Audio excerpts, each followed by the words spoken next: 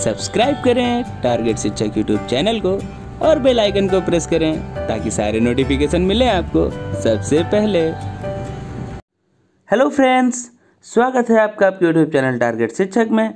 और हम लेकर आए हैं आप लोगों के लिए टारगेट सीटेट 2020। टारगेट सीटेट 2020 में है आज आप लोगों की क्लास नंबर 7, जिसमें कि आज हम लोग देखने वाले हैं हम लोग देखने वाले हैं एनसीईआरटी से आधारित महत्वपूर्ण बिंदुओं के बारे में। जैसा कि हम लोग डिस्कस कर चुके हैं अपने प्रीवियस 6 वीडियोस। अगर अभी तक आप लोगों ने प्रीवियस 6 वीडियोस को नहीं देखा है तो यहाँ पर आ रही आई बटन पर क्लिक कर आप लोग उस वीडियोस को देख सकते हैं। और साथ ही साथ आप लोगों को डिस्क्रिप्शन बॉक्स में दे दी गई है प्लेलिस्ट की लिंक। उस लिंक पर भी फॉलो करके आप लोग प्लेलिस्ट के थ्रू सीडीपी और ईवीएस के प्रीवियस वीडियोस को देख लीजिए। और हाँ, साथ ही साथ यहाँ पर शुरू किया गया है टारगेट शिक्षक की तरफ से आप लोगों के लिए टेलीग्राम पेज, जिस पेज में आप लोगों को मिल जाते हैं बहुत सारे क्विजेस। और हाँ, साथ ही साथ स्टडी मटेरियल, वो भी पीडीएफ के फॉर्म में। अगर आप लोगों को बहुत सारे क्विजेस और पीडीएफ और बहुत ही ज़्यादा स्टडी मटेरियल चाहिए तो आप लोग यहाँ पर टारगेट शिक्षक के टेलीग्राम पेज पर ऐड हो जाइए। और ऐड होने के लिए भी आप लोगों को डिस्क्रिप्शन बॉक्स में लिंक दे दी गई है, तो उस लिंक पर क्लिक करके आप लोग टेलीग्राम पेज पर ऐड हो जाइए। तो चलिए शुरू करते हैं आज के अपने इस वीडियो को। तो क्या है आज के इस वीडियो में पहला पॉइंट? तो आज के वीडियो में जो आप लोगों का पहला पॉइंट आया है उसमें बताया गया है कि चीज़ों को कैसे रखते हैं सुरक्षित। तो यहाँ पर चीज़ों को सुरक्षित करने का मतलब क्या है? यहाँ पर चीज़ों को सुरक्षित करने का मतलब है कि जो हम लोगों के पास होती हैं उन चीज़ों को किस तरीके से हम उनको इस प्रकार से रखें कि उसको हम लोग लंबे तरीके तक यूज कर सकें। तो चलिए देखते हैं कैसे हम लोगों को चीज़ों को करना है सुरक्षित। तो उसके लिए बताया गया है आप लोगों को, जैसे कि आप लोगों के पास है अगर दूध, तो दूध को सुरक्षित करने के लिए आप लोग क्या करेंगे? दूध को सुरक्षित करने के लिए आप लोगों को क्या करना है? आप लोगों को दूध को उबालना पड़ेगा। ये बातें आप सभी लोग जानते हैं, लेकिन साथ ही साथ जान लेते हैं अगर हम लोगों के पास है पके हुए चावल, तो पके हुए चावल को अगर हम लोगों को सुरक्षित करना है तो पके हुए चावल को सुरक्षित करने के लिए क्या तरीका है? तो पके हुए चावल को सुरक्षित करने का तरीका है कि एक कटोरे में जो कि हम लोगों के पके हुए चावल हैं उन चावलों को डालकर और फिर पानी के बर्तन में रख देते हैं, जिससे कि वो चावल हम लोगों के बहुत ही लंबे समय तक चलेंगे और वो चावल हम लोगों के ख़राब नहीं होंगे। और उसको खाने से हम लोगों को किसी भी प्रकार की, अगर वो सुरक्षित हैं तो हम लोगों को खाने से किसी भी प्रकार की कोई बीमारी नहीं होगी। अब बात कर लेते हैं हम लोग बात कर लेते हैं हरा धनिया। तो धनिया, जैसे कि आप लोग जानते हैं कि धनिया होती है पत्तियों के रूप में, जो कि अगर उसको सुरक्षित नहीं रखा जाएगा तो बहुत ही जल्दी वो मुरझा जाएंगी। तो उनको सुरक्षित करने का तरीका है कि एक गीले कपड़े में लपेट कर रख दिया जाता है, जिससे कि उसकी पत्तियां ना मुरझाएं। और हाँ, साथ ही साथ पत्तियों में ताजगी बनी रहे और उस धनिया का आप लोग प्रयोग कर सकें। बढ़ते हैं अपने नेक्स्ट चीज़ की ओर, जिसमें कि आप लोगों को बताया गया है प्याज और लहसुन के बारे में। तो आप लोगों को याद रखना है प्याज और लहसुन को कैसे प्रिजर्व्ड रखना है, कैसे उनको सुरक्षित रखना है। तो प्याज और लहसुन के बारे में बताया गया है कि प्याज और लहसुन को रखते हैं हम लोग खुले में। प्याज और लहसुन को खुले में रखते हैं, इसका ऐसा क्या है कि ऐसा नहीं है कि हम लोग खुले में ऐसी जगह पर रख दें जहाँ पर हो आर्द्रता, ह्यूमिडिटी यानी कि नमी। हम लोगों को प्याज और लहसुन को नमी से बचा कर रखना होता है, तो हम लोगों को ऐसी जगह का सिलेक्शन करना पड़ेगा वहाँ पर आर्द्रता, ह्यूमिडिटी यानी कि नमी ना आती हो। तो प्याज और लहसुन को बचाने के लिए हम लोग करते हैं खुली जगह का प्रयोग, और खुली जगह ऐसी जहाँ पर किसी भी प्रकार की कोई भी नमी ना आती हो। तो एक बार आइए जल्दी से करते हैं क्विक रिवीजन। तो क्विक रिवीजन में आप लोगों को देखना है दूध को क्या करते हैं सुरक्षित करने के लिए? दूध को हम लोग उबालते हैं। और साथ ही साथ अगर बात करें पके हुए चावल की, तो पके हुए चावल को, जो हम लोगों का पका हुआ चावल है, उसको एक कटोरे में डालकर पानी के बर्तन में रखते हैं ताकि उसका कर सकें हम लोग लंबे समय तक प्रयोग। और जो हरा धनिया होता है, हरे धनिए की पत्ती को हम लोग मुरझाने से बचाने के लिए क्या करते हैं? तो हरे धनिए को मुरझाने से बचाने के लिए हम लोग करते हैं गीले कपड़े में रखते हैं लपेट कर, ताकि हम लोग उसकी पत्तियों को मुरझाने से बचा सकें। और अगर हम लोग बात कर ले यहाँ पर साथ ही साथ प्याज और लहसुन की, तो प्याज और लहसुन को हम लोग रखते हैं खुले में, लेकिन हाँ, खुले में रखने के साथ ही साथ ऐसी जगह का प्रयोग करते हैं जो कि हो नमी से मुक्त, जहाँ पर किसी भी प्रकार की ह्यूमिडिटी या आर्द्रता या नमी ना पाई जाती हो, उस जगह का हम लोग करते हैं प्रयोग प्याज और लहसुन को सुरक्षित रखने के लिए। तो चलिए देखते हैं क्या है हम लोगों का नेक्स्ट पॉइंट आ रहा है हम लोगों का कुछ लोकेलिटी से, कुछ ऐसे स्थानों के बारे में जिन स्थानों को आप लोगों को सिर्फ अपने दिमाग में रखना है, क्योंकि इस तरीके के क्वेश्चन एज इट इज़ कभी कभी आप लोगों के सीटेट पे पूछ लिए जाते हैं। तो जैसा कि आप लोगों को ये पहला पॉइंट है, ये बता रहा है कि कालाहांडी जिला है जो है आप लोगों का उड़ीसा में।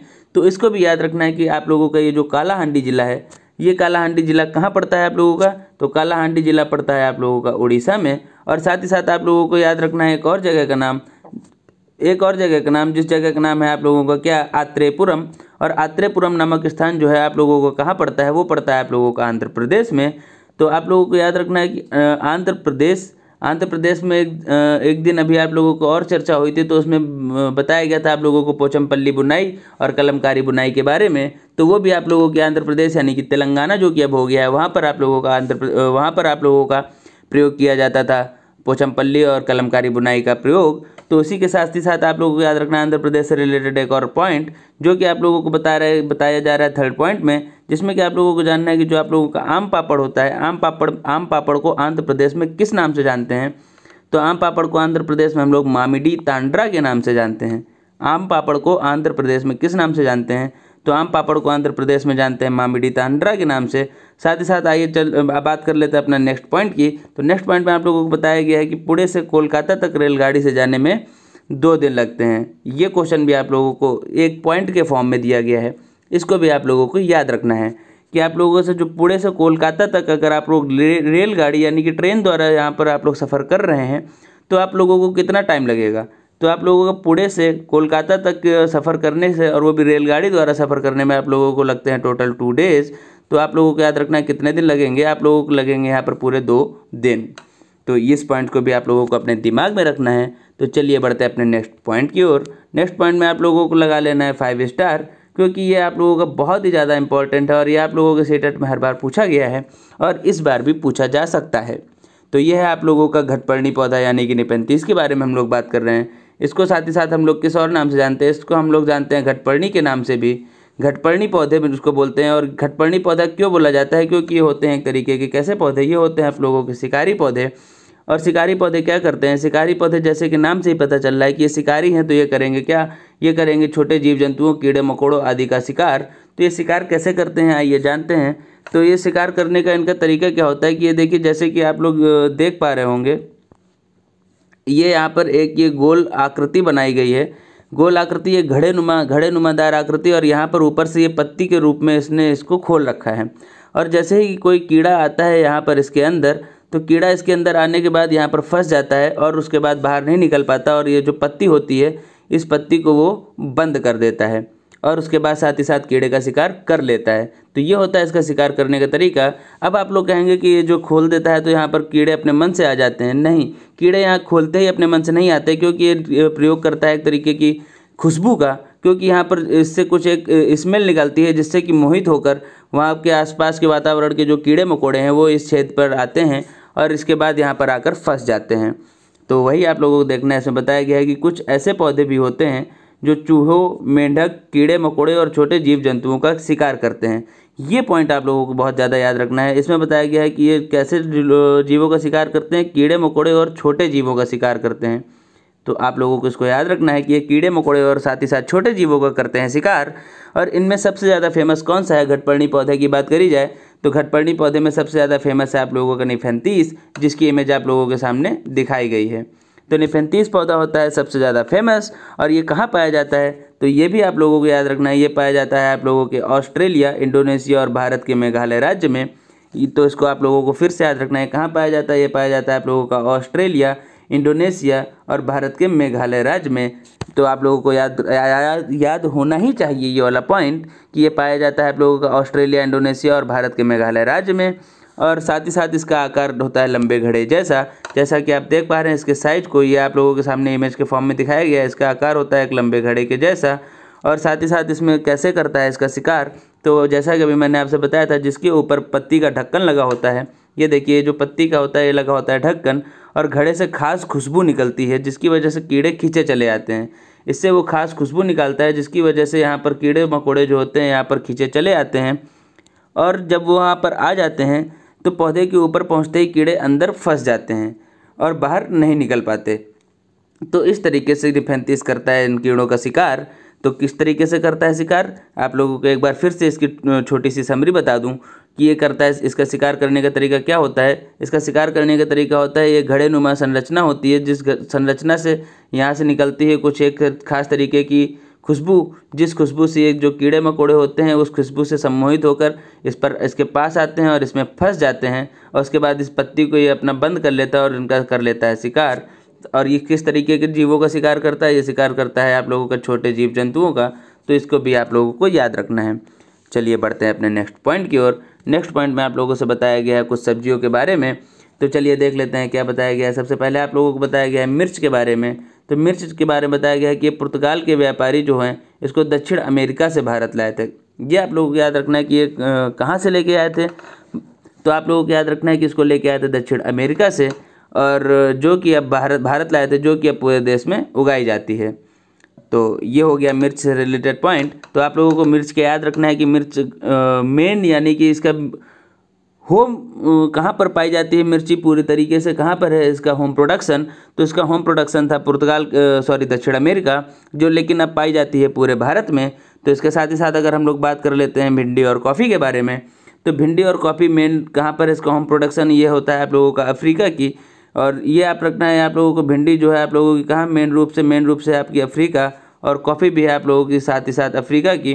तो इसको आप लोगों को याद रखना है, भिंडी और कॉफ़ी है आप लोगों के अफ्रीका की, जो कि अब पूरे भारत में पाई जाती है। अगर बात कर लेते हैं साथ ही साथ हम लोग गोभी और मटर के बारे में, तो गोभी और मटर जैसा कि आप लोग जानते हैं, गोभी ये है और ये है आप लोगों की मटर, जिसका कि होम प्रोडक्शन है मेन तरीके से यूरोप, और यूरोप से आई है ये भारत। यूरोप से भारत आने का मतलब ये है कि इसका मेन जो सबसे पहले उत्पादन कहाँ हुआ था। तो सबसे पहले उत्पादन हुआ था इन सब्जियों का कहाँ पर। तो सबसे पहले उत्पादन हुआ था गोभी और मटर का यूरोप में, और यूरोप के बाद फिर इसका उत्पादन होने लगा संपूर्ण विश्व में, और अब ये पूरे विश्व में पाई जाती हैं। तो उसी तरीके से भिंडी और जो आपकी कॉफ़ी है, इसका सबसे पहले उत्पादन कहाँ हुआ था। इसका सबसे पहले उत्पादन हुआ था आप लोगों का अफ्रीका में, लेकिन अब ये पूरे विश्व में पाई जाती हैं। तो चलिए बात कर लेते हैं आगे की कुछ और सब्जियों के बारे में। तो आप लोगों को जैसे कि आप लोग जानते ही हैं कि कहवा जो होता है आप लोगों का पाया जाता है कहाँ। कहवा आप लोगों का है कश्मीर का मुख्य पेय पदार्थ। तो आप लोगों ने अक्सर किसी भी अगर आप लोगों ने जम्मू कश्मीर की यात्रा की होगी, तो आप लोगों को वहाँ कहवा के स्टॉल्स देखने को मिले होंगे। अगर नहीं की होगी तो आप लोगों ने कभी ना कभी इसके बारे में सुना जरूर होगा, और अगर नहीं सुना है तो आज आप इस लोगों को अपने पॉइंट में आप लोग अपने दिमाग में रख लीजिए कि कहवा कहाँ का मुख्य पेय पदार्थ है। कहवा है आप लोगों का कश्मीर का मुख्य पेय पदार्थ, क्योंकि अक्सर हम लोग याद रखते हैं चाय और कॉफ़ी को, और चाय और कॉफ़ी के साथ ही साथ हम लोगों के दिमाग में क्या आता है, चाय के साथ हम लोगों के दिमाग में आता है सबसे पहले चीन।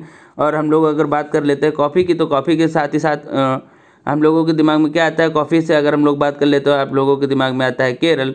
तो आप लोग कश्मीर को एक तरीके से यहाँ पर इग्नोर कर देते हैं, यहाँ पर हम लोगों के दिमाग में वो बात आती ही नहीं है। तो कॉफ़ी केरल की है, चाय चीन की है। और अगर हम लोग बात करें इसकी मेन खेती की, तो खेती की जाती है सबसे ज़्यादा हम लोगों के पूर्वी भारत में जैसे कि आप लोगों का हो गया असम, मेघालय। तो यहाँ पर आप लोगों का जो होती है खेती, किसकी खेती होती है आप लोगों की, चाय वगैरह की सबसे ज़्यादा। तो ये हो गया आप लोगों का कुछ एक पॉइंट। इन्हीं पॉइंट के चक्कर में आप लोग कहवा को कर देते हैं, कहवा को जाते हैं भूल। तो इसीलिए आप लोगों को यहाँ पर ये पॉइंट बताया गया है कि कहवा क्या है, कश्मीर का मुख्य पेय पदार्थ है, जो कि आप लोगों को याद रखना है, और ये आप लोगों के सीटेट में पूछा जा चुका है। तो चलिए देखते हैं अपना नेक्स्ट पॉइंट। तो नेक्स्ट पॉइंट में आप लोगों को बताया गया है कि चाय के बारे में। तो देखिए जैसा कि मैंने आप लोगों से बताया था पूर्वी भारत के बारे में, तो वही चीज़ हो गई, चाय असम से, और जो सोयाबीन है वो चीन से पूरी दुनिया में मशहूर हुई है। तो चाय कहाँ से हुई है आप लोगों की, चाय हुई है आप लोगों की असम से। और जो आप लोगों की सोयाबीन है, सोयाबीन कहाँ से पूरी दुनिया में मशहूर हुई है, सोयाबीन हुई है आप लोगों की चीन से। तो ये पॉइंट भी आप लोगों को अपने दिमाग में रखना है कि कहवा आप लोगों का कहाँ का मुख्य पेय पदार्थ है। कहवा है आप लोगों का कहाँ का, कहवा है आप लोगों का कश्मीर का। और अगर हम लोग बात कर लेते हैं चाय की, तो चाय है आप लोगों की असम की। और सोयाबीन कहाँ का मुख्य पेय, कहाँ का होम प्रोडक्शन है, तो सोयाबीन है आप लोगों का चीन का होम प्रोडक्शन।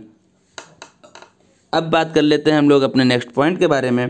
तो नेक्स्ट पॉइंट में आप लोगों को क्या बताया गया है ये देख लेते हैं। नेक्स्ट पॉइंट में आप लोगों को बताया गया है कि जैसे और जो हम लोगों के जो अन्य चीज़ें बचती हैं, अन्य चीज़ें बचने का मतलब क्या हो गया, अन्य चीज़ें जो आप लोगों की बचती हैं, जैसे हो गया आप लोगों का बैगन, मूली, सेब, करेला, आम, संतरा, बेर, केला, पालक, परवल, टिंडा, मतलब ये जो सारी चीज़ें हैं, ये मेथी आदि सारी चीज़ें आप लोगों की देसी हैं। देसी होने का मतलब क्या है, देसी होने का मतलब है कि आप लोगों की ये सारी भारतीय हैं।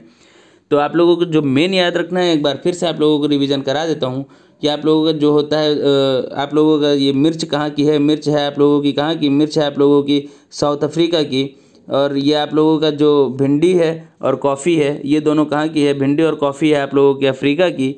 और जो गोभी है, गोभी और मटर का कहाँ पर होम प्रोडक्शन, गोभी और मटर का होम प्रोडक्शन होता है जहाँ से इसकी हुई थी शुरुआत, वो है आप लोगों का यूरोप। और साथ ही साथ बात कर लेते हैं कहवा की। तो कहवा आप लोगों का कहाँ का मुख्य पेय पदार्थ है, तो कहवा है आप लोगों का कश्मीर का मुख्य पेय पदार्थ। अब बात कर लेते हैं और नेक्स्ट चीज़ की। तो नेक्स्ट चीज़ में आप लोगों को बताया गया था कि सोयाबीन आप लोगों की कहाँ की है, सोयाबीन है आप लोगों की चीन की। और बात कर ले अगर साथ ही साथ चाय की, तो चाय है आप लोगों की कहाँ की, चाय है आप लोगों की असम से। और अगर बात कर लेते हैं और अपनी बची हुई चीज़ों के बारे में, जो कि आप लोगों की बैगन, मूली, सेम, करेला और आम, संतरा, बेर, केला, पालक, परवल, टिंडा आदि के बारे में, तो ये सारी चीज़ें हैं आप लोगों की देसी यानी कि ये सारी चीज़ें हैं आप लोगों की भारतीय। तो चलिए बढ़ते हैं अपने नेक्स्ट पॉइंट की ओर। नेक्स्ट पॉइंट पर आप लोगों को बताया गया है घड़सीसर के बारे में। घड़सीसर पाया जाता है आपको कहाँ, तो घड़सीसर पाया जाता है आप लोगों का जैसलमेर में। जैसलमेर आप लोगों को कहाँ है, ये आप लोगों को याद रखना है। तो जैसलमेर है आप लोगों को कहाँ, जैसलमेर है आप लोगों का राजस्थान में। तो ये आप लोगों को याद रखना है। घड़सीसर कहाँ पाया जाता है, घड़सीसर आप लोगों का पाया जाता है राजस्थान के जैसलमेर में। राजस्थान के जैसलमेर में ये आप लोगों को याद रखना है। और साथ ही साथ आप लोगों को बता दूं कि घड़सीसर का क्या होता है प्रयोग। तो घड़सी आप लोगों के घड़सी राजा थे जिन लोगों ने वहाँ का निर्माण कराया था। सर यानी कि होता है तालाब, और घड़सी मतलब क्या होता है, घड़सी मतलब होता है आप लोगों का राजा। घड़सी है वहाँ के राजा का नाम, और सर है वहाँ का, सर का मतलब होता है तालाब। तो मतलब घड़सी राजाओं ने जिस तालाब का निर्माण कराया था वही जाना जाता है आप लोगों के घड़सीसर के नाम से। तो वही चीज़ यहाँ पर देखिए हम लोग देखने वाले हैं। तो यहाँ पर ये देखिए बताया भी गया है आप लोगों को कि घड़सी मतलब होता है आपका राजा, कि वहाँ के राजाओं ने जिस निर्माण कराया था उन राजाओं का नाम था घड़सी, और सर का मतलब होता है तालाब। तो घड़सी राजाओं द्वारा जो तालाब का निर्माण कराया गया वो जाना जाता है हम लोगों का घड़सीसर के नाम से।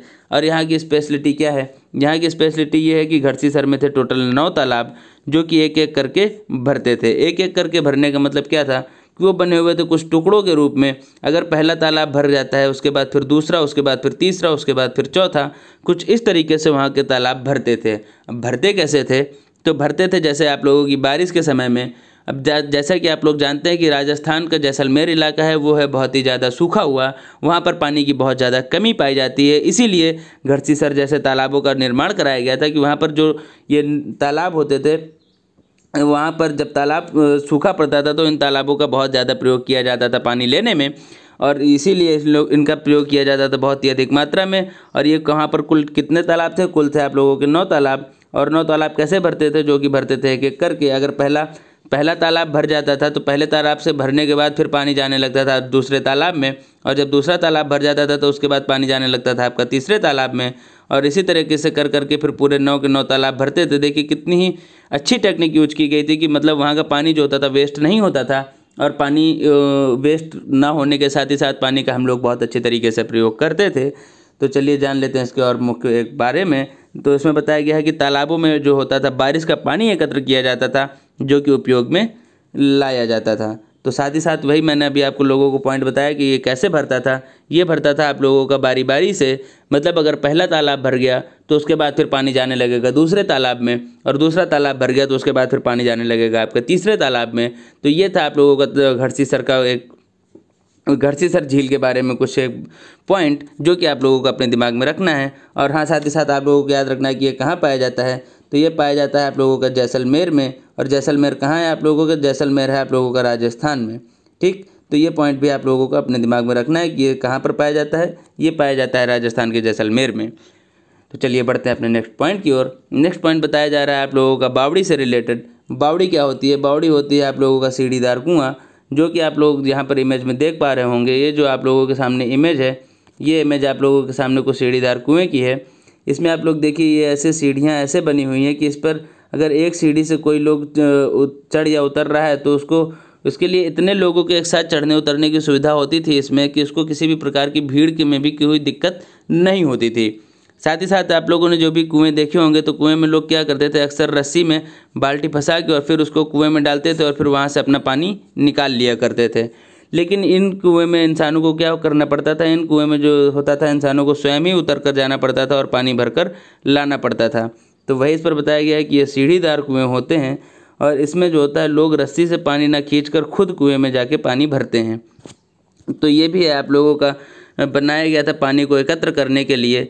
पानी को एकत्र करने के लिए जिससे कि हम लोग पानी को क्या करके पानी को हम लोग संचित कर सकें और जब इसकी ज़रूरत पड़े तो वहाँ के लोग पी सकें। और बावड़ियों का निर्माण पहले इसलिए कराया जाता था ताकि वहाँ राहगीरों को अगर राह चलते चलते कभी भी पानी आने की ज़रूरत पड़े तो वो वहाँ पर जाकर पानी अपना आराम से पी सकें।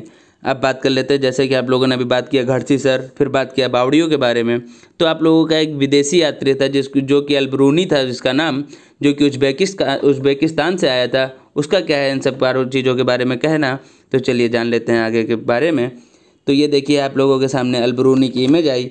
इसको भी आप लोगों को याद रखना है कि अलबरूनी कहाँ का था। अलबरूनी जो कि आप लोगों का कहाँ उज्बेकिस्तान का निवासी था। उसका क्या मानना था इन सब चीज़ों के बारे में, तो चलिए जान लेते हैं। तो उसका कहना था कि यहाँ के जो लोग हैं तालाब बनाने में तो माहिर हैं। मतलब उसका ये कहना था कि यहाँ के लोग तालाब बनाने में तो माहिर हैं ही, लेकिन साथ ही साथ यहाँ के जो लोग थे बहुत बड़े बड़े भारी पत्थरों के, लोहे के कुंडों और सरियों से जोड़कर तालाब के चारों तरफ चबूतरे भी बना लेते थे। तो ये मतलब उसने एक विशेषताओं के रूप में इसका बखूबी वर्णन करते हुए लिखा है कि यहाँ के लोग तालाब बनाने में तो माहिर हैं। अगर हमारे देश के लोग इन्हें देखेंगे तो हैरान ही रह जाएंगे, क्योंकि वो लोग बहुत बड़े बड़े भारी पत्थरों के लोहे के कुंडे और सरियों को जोड़कर तालाब के चारों तरफ चबूतरे बनाए जाते हैं। और इन चबूतरों के बीच में ऊपर से नीचे जाती हुई सीढ़ियों की लंबी कतारें होती हैं और लोगों के उतरने चढ़ने के रास्ते अलग अलग होते हैं। यहाँ कभी भी भीड़ लगने से परेशानी नहीं होती। जैसा कि आप लोग इसमें देख पा रहे थे कि यहाँ पर भीड़ लगने से किसी भी तरीके की कोई दिक्कत नहीं होगी, क्योंकि यहाँ पर इतने अनेक प्रकार की विभिन्न सीढ़ियाँ हैं और चढ़ने और उतरने के बहुत सारे रास्ते हैं। तो वही आप लोगों को यहाँ पर बताया गया था कि लोगों के जो है उतरने एवं चढ़ने के रास्ते अलग अलग होते हैं और यहाँ कभी भी भीड़ लगने से परेशानी नहीं होती है। ये था अलबरूनी का कुछ कहना या भारत के तालाबों और कुओं के बारे में। तो चलिए बात कर लेते हैं और अब आगे के पॉइंट्स के बारे में। आगे के बारे में आप लोगों को बताया गया है कि कुएँ जो होते हैं उनके सूखने की कुछ वजह ये हो सकती हैं। ये आप लोगों का पॉइंट एकदम सीटेट में ये आप लोगों का आया हुआ PVIP का क्वेश्चन है, तो इसको भी हम लोग आगे डिस्कस करेंगे। लेकिन अभी हम लोग देख लेते हैं क्वेश्चन को छोड़कर कि क्या है इसमें जानने योग्य बातें। तो सबसे पहला जो हम लोगों का पॉइंट है जिसमें कि बताया गया है कि हम लोग जो होता है मोटर लगाकर ज़मीन का पानी निकाल रहे हैं जिससे कि कुएँ जो है सूख रहे हैं। अब अगर हम लोग जो वाटर लेवल है, वाटर लेवल को हम लोग यहाँ पर यूज करेंगे और वाटर लेवल को यहाँ पर पानी निकाल के कम करेंगे, तो वो ऑब्वियस सी बात है कि वहाँ पर कुएँ में पानी नहीं बचेगा। अब अगर बात कर लेते हैं दूसरी पॉइंट की, तो दूसरा पॉइंट बताया गया है कि तालाब जिनमें कि बारिश का पानी इकट्ठा होता था अब नहीं रहे। अब अगर वही वाली बात आ गई कि जब अगर हम लोग तालाब नहीं बना रहे हैं तो तालाब नहीं बनाने के साथ ही साथ क्या हो रहा है, जो हम लोगों का वाटर लेवल है वो वाटर लेवल होता जा रहा है कम, क्योंकि ज़मीन में पानी नहीं जा पाता और पानी तुरंत क्या हो जाता है, पानी तुरंत वेपराइज्ड हो जाता है, यानी कि वो आपके लोगों का हो जाता है वाष्पीकृत। तो वह पानी वेपराइज्ड होने के साथ ही साथ यहाँ पर आप लोगों का पानी यूज में नहीं आ पाता। तो एक ये भी कारण है आप लोगों का कुएँ के सूखने का। साथ ही साथ बात कर लेते हैं नेक्स्ट पॉइंट की। तो नेक्स्ट पॉइंट में बताया गया है कि पेड़ों के आसपास और पार्क में भी जैसे ज़मीन को सीमेंट से पक्का कर दिया गया है। अब इसमें इसका क्या मतलब है, इसका मतलब ये है कि जैसे आप लोग कोई भी पार्क वगैरह में जाते हैं या कहीं भी आप लोग रमणीय स्थल या घूमने वाली जगह पर जाते हैं जहाँ पर पेड़ पौधे आदि खूब सारे मात्रा में लगे होते हैं, तो वहाँ पर आप लोग देखेंगे कि पेड़ पौधों के आसपास की जितनी भी ज़मीन होती है उसको सीमेंट से कर दिया जाता है पक्का, जिससे कि पानी को वहाँ पर ऑब्जर्व करने की किसी भी तरीके की पानी ऑब्जर्व नहीं कर पाता है और पानी वहाँ पर नीचे ज़मीन में न जाकर वहाँ पर सीधे सीधे वेपराइज्ड होकर ऊपर की ओर चला जाता है और पानी नीचे न जाकर ऊपर की ओर जाएगा। तो ऑब्वियस सी बात है कि वहाँ पर क्या होगा, कुएँ जो होंगे वहाँ पर सूखने लगेंगे।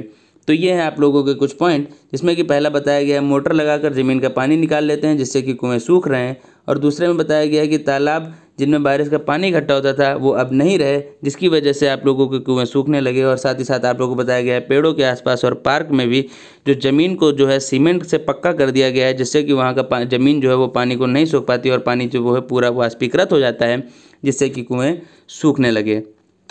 अब बात कर लेते हैं हम लोग एक संस्था के बारे में, जिस संस्था का नाम है आप लोगों का तरुण भारत संघ। और तरुण भारत संघ का क्या काम है, तो तरुण भारत संघ का काम है पुराने तालाबों की मरम्मत और नए तालाबों का निर्माण करना।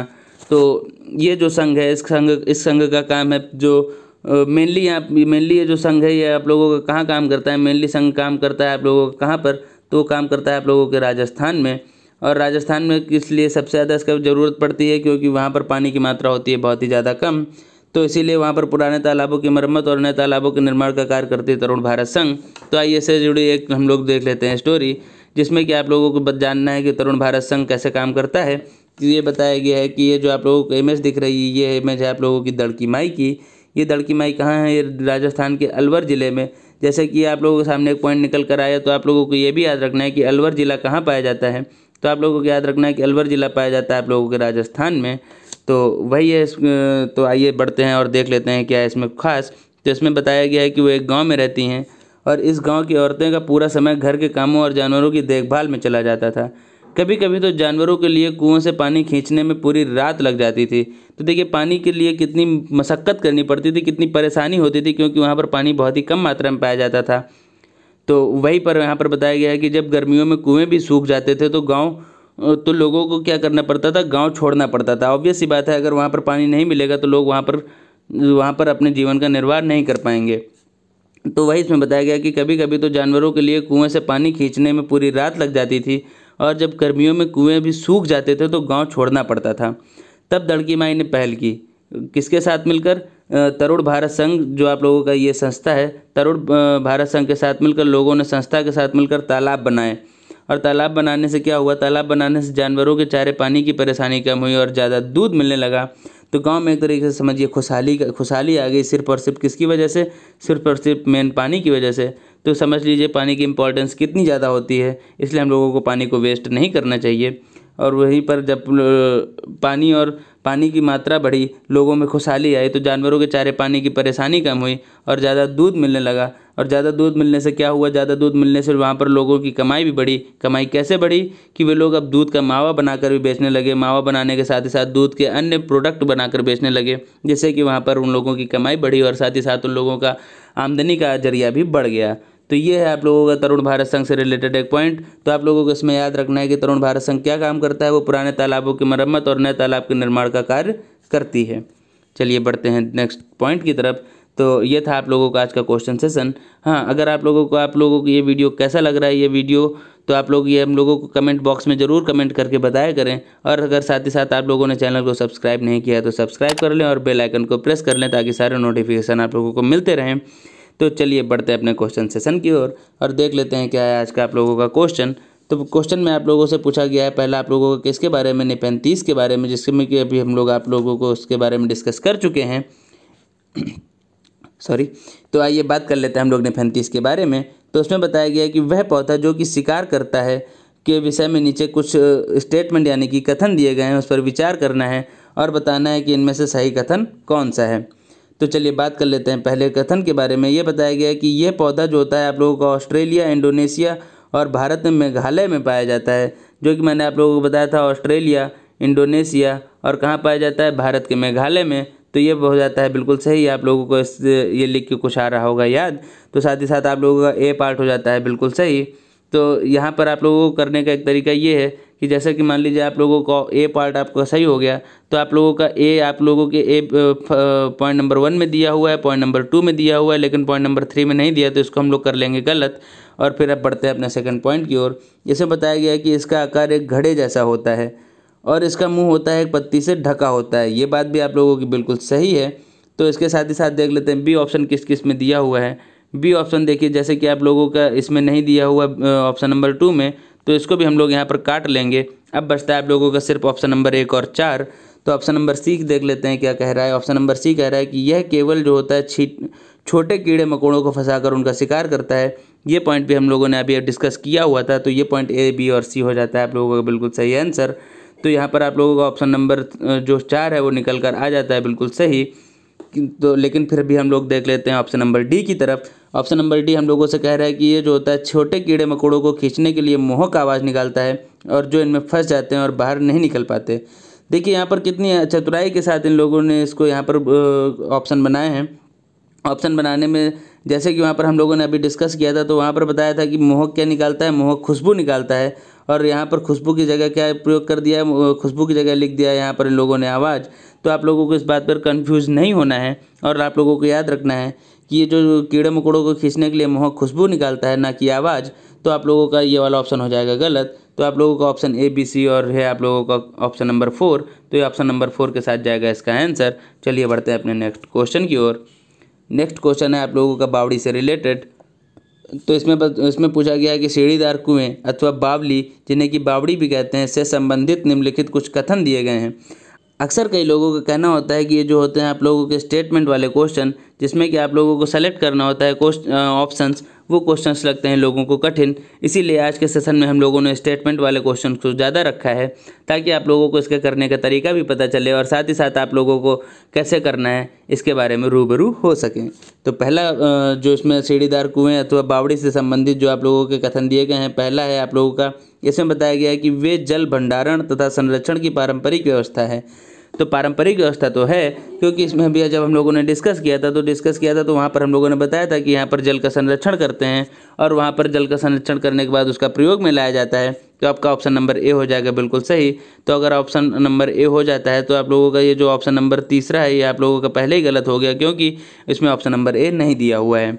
अब बात कर लेते हैं हम लोग सामुदायिक स्रोत के रूप में उनका प्रयोग होता है ऑप्शन नंबर बी का। तो ये भी बिल्कुल सही बात है कि इसका सामुदायिक स्रोत के रूप में किसी इंडिविजुअल का यानी कि किसी एक व्यक्तिगत तौर पे इसका प्रयोग नहीं किया जाता, इसका प्रयोग किया जाता है सामुदायिक स्रोत के रूप में। तो आप लोगों का ऑप्शन नंबर बी भी हो जाता है बिल्कुल सही। तो अगर आप लोगों को ऑप्शन नंबर बी सही हो जाता है तो ऑप्शन नंबर यहाँ पर हम लोग दूसरा जो होगा उसको काट देंगे, क्योंकि ए और बी आप लोगों का पहला अब चौथा। अब देखते हैं हम लोग ऑप्शन नंबर सी की ओर। तो सी में आप लोगों से पूछा गया है कि उनका निर्माण मुख्यतः वर्षा रहित राज्यों में होता है। ये बात भी है आप लोगों की बिल्कुल सही। जहाँ पर वर्षा बहुत ज़्यादा नहीं होती है वहाँ पर ऐसे जो इनका निर्माण होता है मुख्यतः वर्षा रहित राज्यों में ही किया जाता है, जिससे कि कुएँ जो होते हैं भरे रहें और उनका प्रयोग किया जा सके। तो ये वाला ऑप्शन भी हो जाता है आप लोगों का सही। तो इससे देखिए आप लोगों के सामने ऑप्शन नंबर ए, बी और सी निकल कर आ गया और ये आप लोगों का बिल्कुल सही हो गया। हम लोग देख लेते हैं ऑप्शन नंबर डी को। उसमें बताया गया है कि इसमें होता है केवल संदूषित जल, जो कि बात सही नहीं है, क्योंकि इसका प्रयोग इसमें होता है बारिश का जल, जो कि होता है आप लोगों का बहुत ही शुद्ध और उसका हम लोग प्रयोग करते हैं अपने रोज़मर्रा की ज़िंदगी में। वहाँ पर लोग इसका प्रयोग करते हैं पीने में भी, तो इसको हम लोग नहीं कह सकते कि वो प्रयोग होता है, उसमें केवल संदूषित जल होता है। तो इसके साथ ही साथ आप लोगों का ये इसका आंसर हो गया option number A is the right answer of this question. चलिए बढ़ते हैं अपने नेक्स्ट क्वेश्चन की ओर। तो नेक्स्ट क्वेश्चन आप लोगों से पूछा गया है, ये भी देखिए आप लोगों के सामने लेकर आए हम लोग कौन सा। ये भी क्वेश्चन आप लोगों का है कथन से रिलेटेड। तो आप लोगों को कथन से रिलेटेड किसी भी क्वेश्चन में अब नहीं आने वाली है दिक्कत, क्योंकि आप लोगों को जानना है कि कथन और स्टेटमेंट वाले जो क्वेश्चन होते हैं इनको कैसे सॉल्व किया जाता है।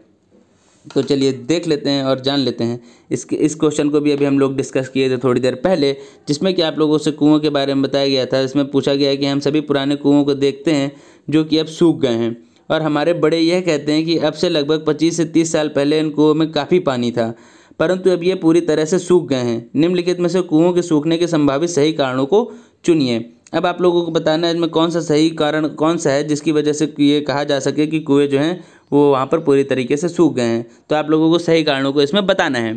तो ऑप्शन नंबर ए है, जो कि आप लोगों से कह रहा है कि जिन झीलों और तालाबों में वर्षा का पानी इकट्ठा होता था अब वह वहाँ नहीं है। तो ये बात बिल्कुल सही है, क्योंकि ये बात अभी हम लोग डिस्कस कर चुके हैं अपने कुछ ही देर पहले। तो वहाँ पर आप लोगों को बताया गया था कि जितने भी झीलें और तालाब हैं वहाँ पर अब नहीं है, जिसकी वजह से वाटर लेवल जो है आप लोगों का नीचे नहीं जा पाता और सारा पानी हो जाता है वेपराइज्ड। तो आप लोगों का जो कुएं हैं वो सूख रहे हैं। इसका मतलब ऑप्शन नंबर ए हो जाएगा आप लोगों का बिल्कुल सही आंसर। तो अभी तक तो आपका ऑप्शन नंबर ए इसमें देखिए कि आप लोगों को नहीं मिलेगा, तो इस पॉइंट को आप लोग कट कर दीजिए।